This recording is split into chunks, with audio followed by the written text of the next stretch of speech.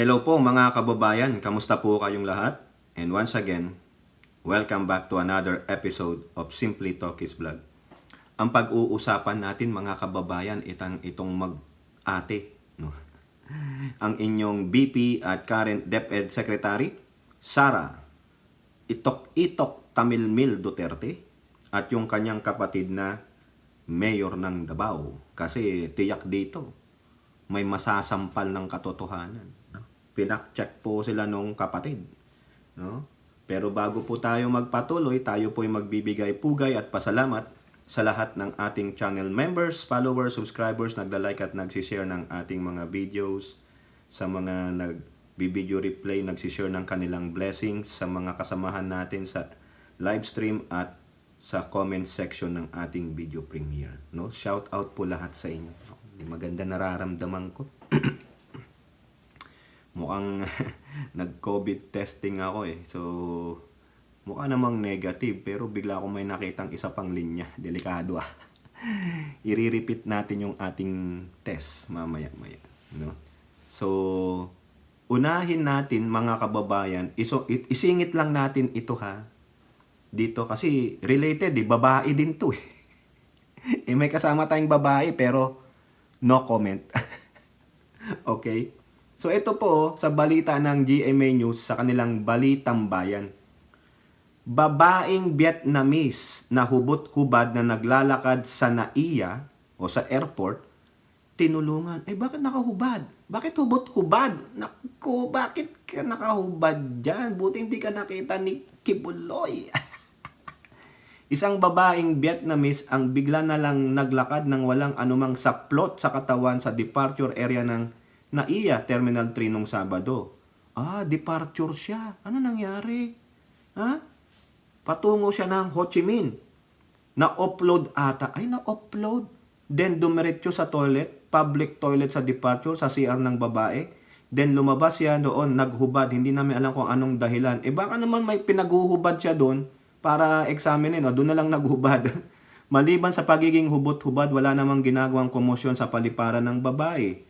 Kaagad namang inalalayan ng mga tauhan sa airport ng babae para matapan ng kanito at binigyan ng tubig at pinakasakay sa wheelchair ayon sa medical team ng paliparan. Yun. 34 years old, appeared a little irritable because una, hindi siya marunong mag-communicate ng Tagalog and she doesn't speak well din ng English. So we were communicating with her through Google Translate. Google Translate. Okay naman din siya. After some time, binihisan naman agad. Yun ang sabi nung MIAA Assistant General Manager for Security, Safety and Emergency Personnel Manuel Sikitin. Nang bumuti na ang kanyang kondisyon, pinayagan na rin ng babae na makabaya para pauwisan na lang bansa sa Vietnam. Pauwi nyo na mamaya. Maging liability nyo pa yan. Di uwi. Aloko na upload, biglang naghubad. Ganun pala ang technique doon. Elora, ganun pala technique. Pag na-upload ka, maghubad ka. Palili pa rin ka. May bagong technique. Magbaliw-baliwan ka. Ay, Diyos umiyo. Mirin nyo, pinalabas na lang para sabihin, wag na, liability pa yan. Sagutin pa natin. Sige, pauwiin nyo na. Kaloko tong mga natin, Eto po, mga kababayan. Unahin natin itong balita sa politiko. Actually, meron din itong quote card sa impact leadership, no? Di ba? Ano gusto nyo? Yung impact leadership o itong politiko? Unahin natin yung sa impact leadership. Ayan po. No more uniteam. Wala na pong uniteam. Ang uniteam was a tandem during 2022 elections. We are not candidates anymore. Ayun. What are they? Government officials na. May kanya-kanya ng mga mandato. Ngayon, itong si Tamilmil, di nyo na nakikita sa mga okasyon dati, no? Wala na. Fall out na yan. Saka itong unit team na to is just a moniker na lang yan, no? Para lang kumuha ng atensyon at boto. Sino mangga ngayon? Sino mangga? 'Di ba? Kung ang Pangulo nga, gusto niya, ni-unite niya pa rin. Bagong unit team nga, sabi niya. Etong si Tamil Mill na meron siyang sugat dito. Mamaya malalaman natin kung ano yung sugat, di ba? Bakit siya merong ganyang scar? Marami pong mga assumptions pero I don't wanna give you anything. Hanggat hindi niya dinidivulge yung information, sabi na lang natin,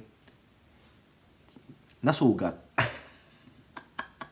Dito sa balita ng politiko, unitemporary lang. Ayun, temporary lang pala yung uni. Sara Duterte says tandem with Marcos only for 2022. We are not candidates anymore. Ayan. Uniteam was a tandem during the 2022 elections. And then ngayon, tapos na ang elections, nanalo na kami. Nagpapasalamat kami sa aming kababayan sa kanilang suporta sa tandem ng Uniteam noong 2022. Ayun yung sabi niya doon sa Davao City during the 126th celebration of our Independence Day. Diba?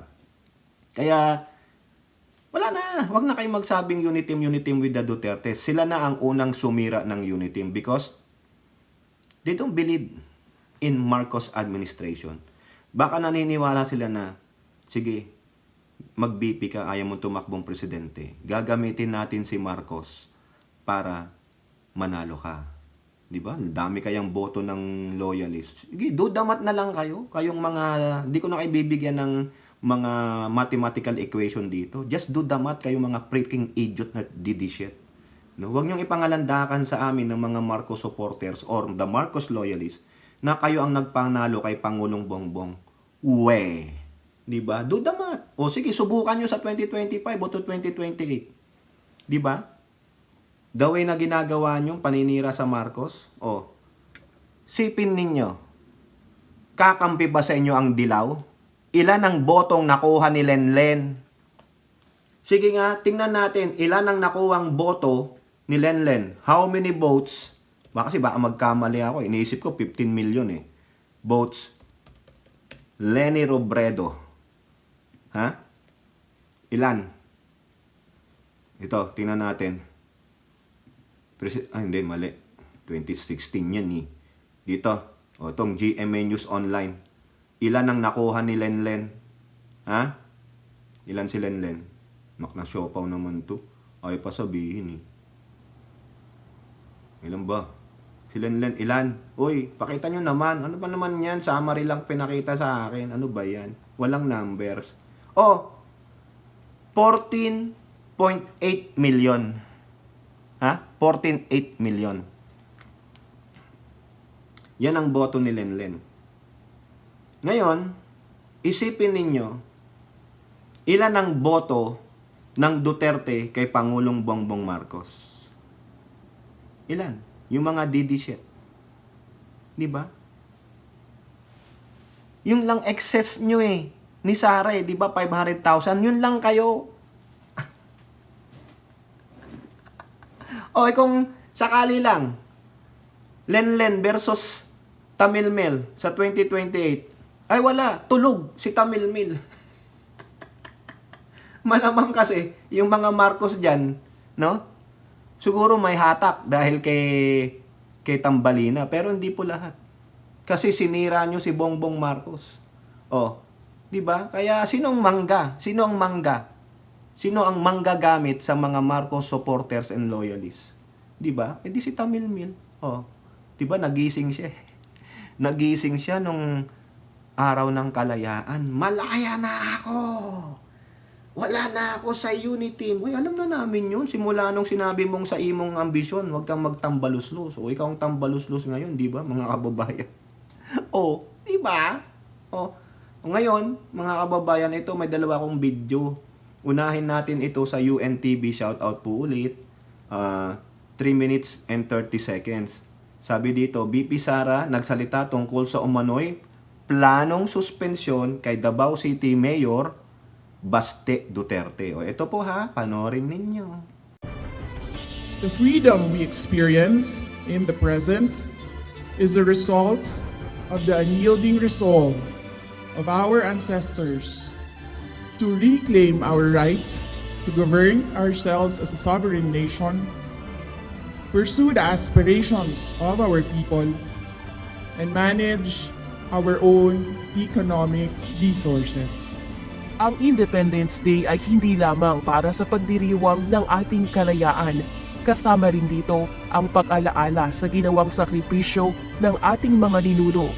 Ito ang mensahe ni Vice President Sara Duterte sa pagdiriwang ng 126th Independence Day Anniversary sa Rizal Park, Davao City kaninang umaga. Sa isa pang mensahe niya, nananawagan ito sa mga Pilipino na magkaisa para sa isang maunlad na bansa.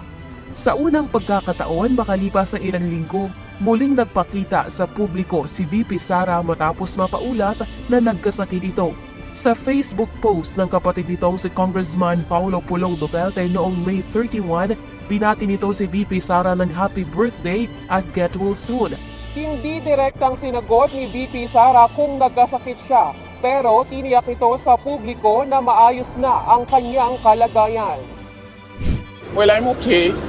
So, yes, maraming salamat sa birthday greetings. Dili na ko maisa-isa ang ako ang pasalamat sa tanan nga nag-greet o birthday greetings o ang ilahang mga wishes sa maayong panglawas. And I am happy to be here in Davao City, and I wish all the Baweños, unang-una, kalma lang ta, ikaduha, Happy Independence Day sa inyong kamay. Kapansin-pansin naman na bagya itong pumayat kumpara noong nakalipas na buwan. Nang tanongin naman kung may alam ito sa napapaulat na suspensyon ng kanyang kapatid na si Davao City Mayor Baste Duterte, ito ang kanyang tugon. Wala ko'y nahibalaan na information about suspension ni Mayor Baste Duterte. Kung doon na may ingana nga papel or document na suspension niya, hulaton na lang nato, no, and let us wait kung unsa ang mga legal actions ni Mayor Baste Duterte. Samantala, suportado naman ni VP Sara ang pagbabawal sa paggamit ng mga gadgets ng mga guro at mag-aaral sa paaralan, lalo na kapag school hours. Pero dapat anya ay may exceptions ito, lalo na kung makakatulong naman sa pagtuturo o pag-aaral. We are okay for the banning of use of gadgets for personal use, subject to exceptions. Kung ang iyahang personal gadget ginagamit niya sa pag-eskwela or sa lesson sa maestra, dapat doon ay mga exception, particularly kung ginagamit sa learning and teaching ang gadget. No comment naman ito sa bagong Pilipinas Hill. Lelaine Moreno, UNTV News and Rescue. Diyos ang aming sandigan, serbisyo publiko ang aming pinahahalagahan. O ayan po mga kababayan, no? Mukhang doon nagsalita siya sa Davao at binabati niya po ang mga taga Davao ng Happy Independence Day. O yun lang. No? Davao lang. Paano naman kaming mga sambayanang Pilipino? Hindi pala kami binabati ng BP. Mga taga Davao lang. Hindi ko na nga ba talagang hiwalay talaga ang Davao sa Pilipinas. Oh my God. I hate drugs. Ayan. Mukhang nagkasakit daw siya. Hindi niya naman na sinasabi kung anong sakit niya. Uy, wapakils naman ako. Pero ano yung nandito? Ano lang yan? Kinamot po siya ng pusa. Kasi natinik siya eh. Di ba pag natitinik, nasalig dito, pakamot mo sa pusa. Ayun. Akala ng pusa dito, napunta yung tinik, kaya dito. Oh. Hindi dyan, dito. O, namayat siya. Di ba namayat eh. O, laki nung sugat. Yun, kinamot po yan ng pusa kasi natinik talaga. No? Ayan yun yung sabihin. Hindi ayun na lang sasabihin ko. Baka nga natinik siya na ano dito. O, pusa, nasan na? Nasan na? Di po ba? O bala na kayong mag-isip. Tapos sabi niya, yung tungkol sa suspension ng kapatid niyang mayor, Duterte, mag-antay na lang ng tama naman, any documentation. O, tapos yung sa gadget sa mga eskwela, na ipinababan ni ang diyan ng banning si Sherwin Gatchalian kasi nakaka-istorbo. Gato gawin nyo. Dapat sa school, magkaroon ng protocol. Dito, napapansin ko, pwede naman silang mag-cellphone. Pero, naka-silent yan, mga yan. No, naka-silent. at hindi pwedeng gumamit ng cellphone unless it is an emergency. Kasi bakit kailangan magka-cellphone mga bata? Malay nyo, may Amber Alert, may emergency. Yung pag-emergency sa ano yan, sa office. Halimbawa, may nangyaring di maganda sa pamilya, tatawagan ng school, ile-relay yan. Hindi tatawagan sa cellphone kasi yung iba dyan naka-silent mode yan. Pag hindi naka-silent mode yan at nag-ring, you will get a detention. Ganun po yun. Ganun din sana. Yung sinasabi niyang exemption, no. Only probably the teacher has the cellphone. Yung authorized. Kasi teacher yun eh. Pero yung mga estudyante, yun ang punto natin eh. They are being distracted. Ang gawin ninyo, habang nasa klase kayo, the duration of the class, silent mode. Diba? Silence is golden. Saka lang siguro kayo magsi-cellphone during recess. Pero once inside the class, all cellphones are in a silent mode or vibrate mode. Diba? Para hindi kayo makaistorbo. Ganun po yan. Ganun lang yan. Ano pang exemption sinasabi mo? Si Opaw naman. Mag-observe ka lang eh. Ang dali namang sabihin. Ito na lang policy natin. Sa cellphone. Huwag niyong iban. But, during class, all cellphones of the students, all students carrying cellphones, you should be in a silent mode. Ganun yan. You can only use cellphones during your recess. Only the teachers is allowed to have a cell phone in the class. Any emergency calls will be handled by the office. Ganon! It will be relayed to your teachers. Ganon! Simple. No more exemption. Wala na may exemption 2, exemption 3. Ganon na lang. I-vibrate nyo, i-silence ninyo. And no one will use a cell phone unless otherwise it was authorized by the teacher or by the office personnel. Ganon! Dapat may mandato ang eskwelahan. Kami po kasi dito, compare ko na naman, ang hilig ko mag-compare. Bago pumasok sa eskwela, a week before mag-opening ang new school year, they will ask you to log into this website, yung parent view, and then before you can log into that, tignan mo yung schedule ng anak mo, sino ang teacher mo, you have to sign these mga documents regarding the uniforms, wearing of these clothes, manner in the classroom and the schools. You have to sign that. Pag hindi mo signan yun, you cannot go to the next step. At nandun din yung mga tardiness, excessive absences, ano ang mga penalties. Dapat gumawa kayo ng ganun, and then the parents will sign that. Lagay nyo sa native language natin o dialect para maintindihan nila. Isama nyo ang cellphone doon. No? You can only use cellphones during recess. While on the class, all cellphones the students must be on a silent mode or turned off. If there's an emergency, the teachers and the office personnel or the school administrator will handle all the emergency cases. Gano? Simple. Di ba? Tama mali. Batikusin nyo na. Kung batikusin nyo na yung sinasabi ko. Pero yun po, yung naobserbahan ko. Di ba? Ngayon po, sa usapin ng yung bagong lipunan him na ituturo sa mga school, no comment siya. Ganun naman talaga. No comment siya. Yun nga lang pinirmahan na yung mga pagdadagdag ng yung pagtuturo, yung kaakibat ng pagtuturo act. Wala, no comment siya. Mahilig talaga yan sa no comment. Hindi kasi convenient sa kanya eh. Hindi niya alam ang sasabihin niya. Yun lang yan. Namimili siya ng issue na kokomentuhan niya. At kung magkomento man siya, is parang telegrama din. Di ba? Dito lang binabati ko siya ni Manuel.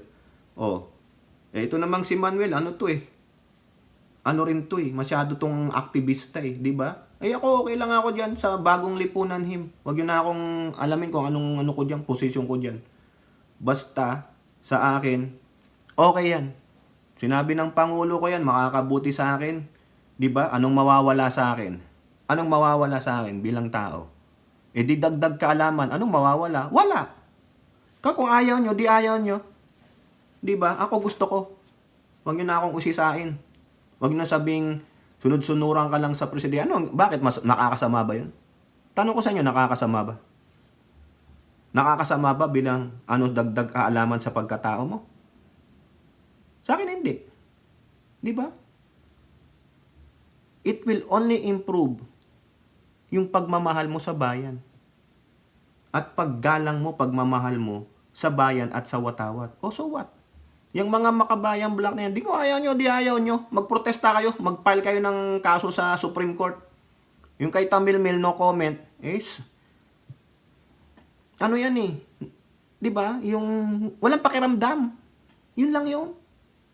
O baka nung nagkaroon siya ng ganon dito, oh, naramdaman niya, oh, bakit may sugat ako? Ayun, nagsalita na siya. Pero kulang pa rin. Ano ba, may moving ganon eh. Di ba? Pagdating sa issue ng mga Duterte at kay Quiboloy, hindi siya tamilmil. Magbibigay at magbibigay siya ng opinion. Pero pagdating sa mga issues tulad ng ang hirap ng i-explain, it's better to shut up. Shut down siya eh. Shut down siya. Manhid siya eh. Ilalabas niya yung pagkamanhid niya. Para siyang merong shield. Oops! Hindi it's all about Duterte. It's not the Bao.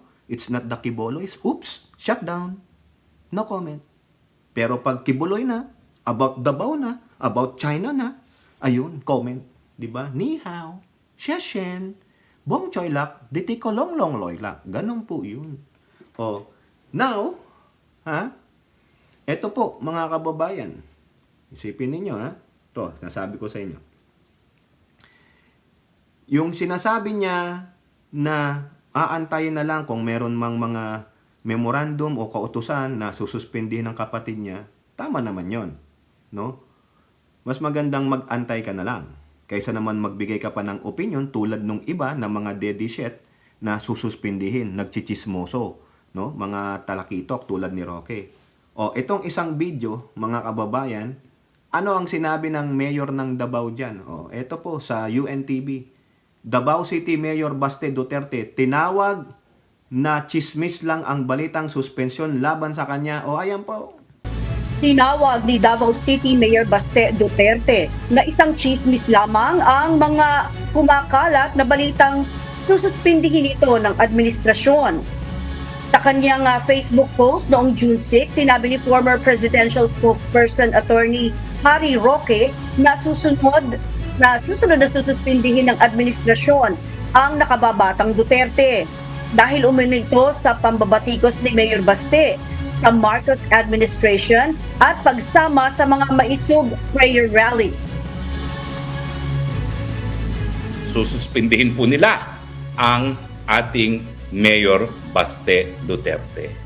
Siyempre, dahil rockstar ang Mayor Baste Duterte sa lahat ng maisog rally at siya po talaga ay mainstay ng maisog rallies, Mayor Baste Duterte ang isususpinde. Ayon kay Mayor Baste, hindi umano ito natatakot dahil at sa halip ay nagpapasalamat pa siya sa mga taga Davao sa pagsuporta sa kanyang pamilya.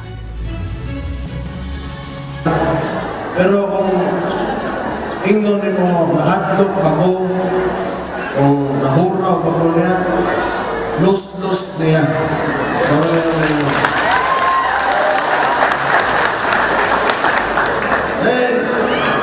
Wala may buwan, wala man ko'y unang-unas tanan, tangtangon ko nila. Wako nang ambisyon na rin kung umasa magulon. Ikatungtong ko, umasa ko karon kay Tunod. Gusto ko magpasalamat sa inyo ha, kay inyong himong presidente, tinabangan niyo kong papa, nakasweldo kong papa, na himong trabahantes gobyerno, na himong mayor, din ako'y bugas, kami kikaon sa mong lamisa, kamo'y nagpuhi sa kuha, nagdako ko ba? Muna niya ako rin karon, gusto ko mabalo sa inyo ang pasalamat.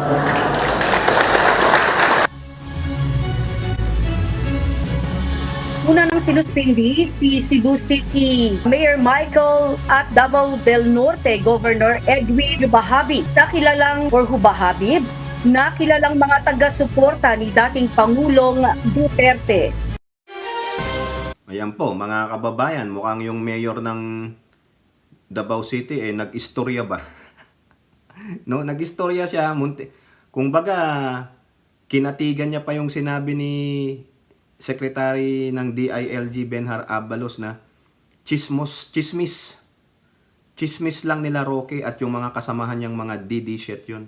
No? Kita nyo yung katapangan ni Roque doon. Wala nga siyang mapakitang ebidensya na isususpindihin Talagang gusto lang nilang siraan ang administrasyon. No? Kinukumpara nila yung pagkasuspindi kay Rama at doon sa governor ng Davao del Norte. Yun, may probable cause talaga yun May nagreklamo sa kanila. May nagrereklamo ba kay Baste? Wala. Meron ba nagreklamo sa munisipyo na yung ganito yung drug by bust, ganito? Wala. Hanggat wala nagrereklamo, paano sususpindi? Di ba? Kaya sinuspindi si Mayor Rama for preventive suspension para hindi sila maka-apekto dun sa gagawing investigasyon. Ganon din siguro kay Governor ng Davao del Norte. Pero si Baste, meron ba nagreklamo? Wala. Ang ginawa lang, nirelieve yung 40 na mga kapulisan, mostly mga opisyal. Because of their derelict of duty. Yung derelict, yung parang anong sawag doon? Yung hindi nila ginagampanan ng maayos yung kanilang tungkulin. Si Baste, wala naman.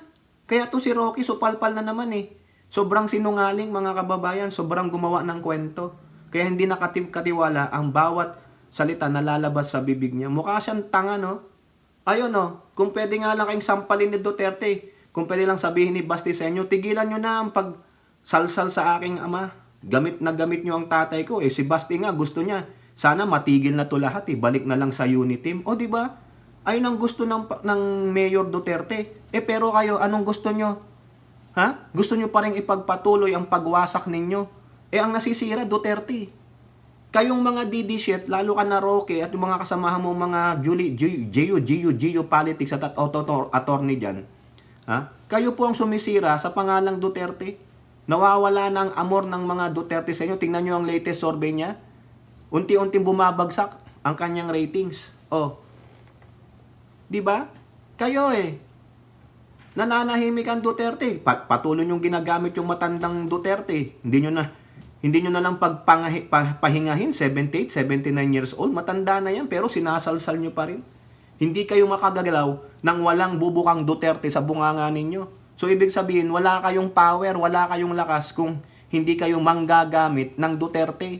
Nakakahiya kayo. Kaya kung sakaling matatalo ang Duterte, kasalanan ninyo, kayong mga DD shit. Sabi niya, wala Pati si Tamil Mil, antay na lang po natin yung dokumento. Yan ba ang ina-advise sa'yo, Roque? Magsalita ka muna, ganon? Hindi po Kaya nga, di ba sinabihan ka ni Panelo? Pang sarili ka lang at sinungaling, sabi ni Panelo, di ba ilang beses ka? Yung sinabi mong tinawagan mo ang Presidente Duterte about this sa ICC, sabi ni Panelo, wala.